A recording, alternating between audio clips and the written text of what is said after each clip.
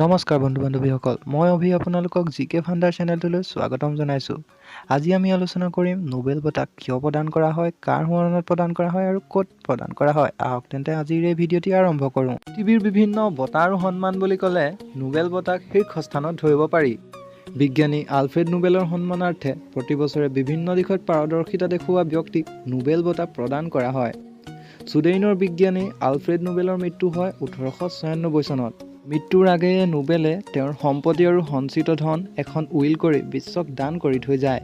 এই সম্পত্তিৰ পৰাই প্ৰতি বছৰে পদাৰ্থ বিজ্ঞান, ৰাসায়ন বিজ্ঞান, চিকিৎসা বিজ্ঞান, সাহিত্য আৰু বিশ্ব শান্তিৰ বাবে বিশিষ্ট সেৱা আগবঢ়োৱা ব্যক্তিক আলফ্ৰেড নোবেলৰ নাম অনুসৰি নোবেল বঁটা প্ৰদানৰ ব্যৱস্থা কৰা হয়।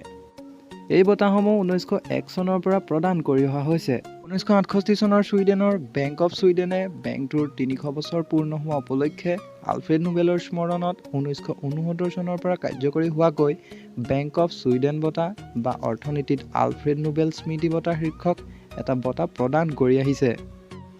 অৰ্থনীতিৰ বাবে প্ৰদান কৰা এই বঁটা নোবেল বঁটা প্ৰদান কৰাৰ দিনাই অৰ্থাৎ 10 ডিচেম্বৰত প্ৰদান কৰা হয়। এই বঁটাৰ মূল্যও মূল নোবেল বঁটাৰ সমানেই। আজিকালি এই বঁটাটো অৰ্থনীতিৰ নোবেল বঁটা বুলিয়েই কোৱা হয়। নোবেল বঁটাক পৃথিৱীৰ সকলো বঁটাৰ ভিতৰতে শ্ৰেষ্ঠ বুলি গণ্য কৰা হয়। নোবেল বঁটা সাধাৰণতে জীৱিতজনকহে দিয়া হয়। তদুপৰি কোনো বিষয়ত 3জনকৈ বেছি লোকক এই বঁটা দিয়া নহয়। তাৰ প্ৰতিটো বিভাগৰ বিষয়জনক 1.2 নিযুত মাৰ্কিন ডলাৰ অৰ্থাৎ 4.8 কোটি টকা, এখন প্ৰশস্তি পত্ৰ আৰু এটা সোণৰ পদক দিয়া হয়। প্ৰতি বছৰে 10 ডিচেম্বৰৰ দিনা ছুইডেনৰ ৰাজধানী ষ্টকহোমত এই বঁটা প্ৰদান কৰা হয়।